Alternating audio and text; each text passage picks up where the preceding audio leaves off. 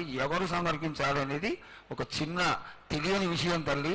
నీ ముఖ తరహా తెలియజేస్తే ఆనందపడతాం. బోనాలు ఏ బోనమైనా పర్వాలేదు.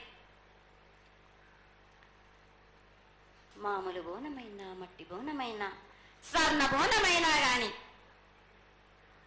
ఎవరు ఎత్తుకొచ్చినా గాని పర్వాలేదు. గాని సంతోషంగా ఆనందంగా అందుకునేది నేనే కదా.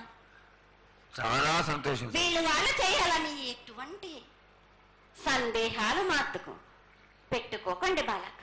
చాలా సంతోషం. నా వద్దకు వచ్చిన వాళ్ళు ఎవరెత్తుకొచ్చినా, ఎవరు చేసుకొచ్చినా గాని, బాలులు తెచ్చినా, బాలికలు తెచ్చినా గాని సంతోషంగా ఆనందంగా తీసుకునే వారం నాది, సంతోషంగా అందుకునే వారం నాది. అమ్మా, ఇంతవరకు చక్కటి మాటలతో ఆశీర్వదించావు. అలాగే ప్రకృతికరమైనటువంటి గాలులు ఏ విధంగా కొడతాయి, ఎండలు ఏ విధంగా కాస్తాయి, పాడి పంటలని సస్యశ్యామలంగా ఉండటం కోసం ఎలా ఆశీర్వదిస్తావు, తదనంతరం ఆది వ్యాధులతో బాధపడుతున్న వాళ్ళందరినీ ఎలా ఆశీర్వదిస్తావు, ఈ యొక్క చక్కటి మాటలను నీ ముఖం ద్వారా తెలియజేయతల్లి. కోరినన్ని వర్షాలు ఉన్నాయి మీకు, పాడి పంటలు కూడా సమృద్ధిగానే ఉన్నాయి మీకు, ఎటువంటి లోటు లేదు మీకు. కానీ మీరు మాత్రం ఆనందంగా సంతోషంగా ఉండండి. ఎటువంటి అనుమానాలు పెట్టుకోకండి.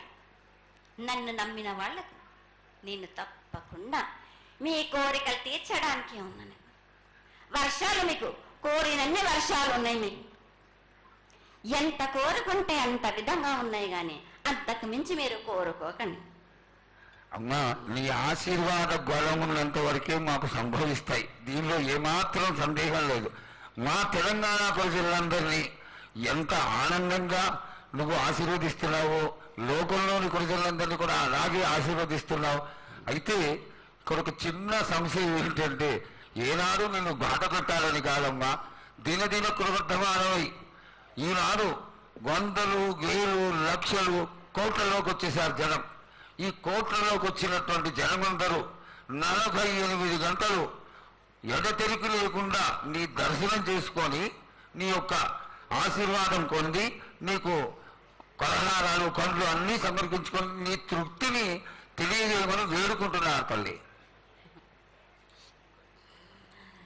నన్ను దాటి రావాలంటే, నా వద్దకు రావాలంటే ఆ మాత్రం కూడా కష్టం లేకుంటే ఎట్లా బాలక. మిన్ముఖ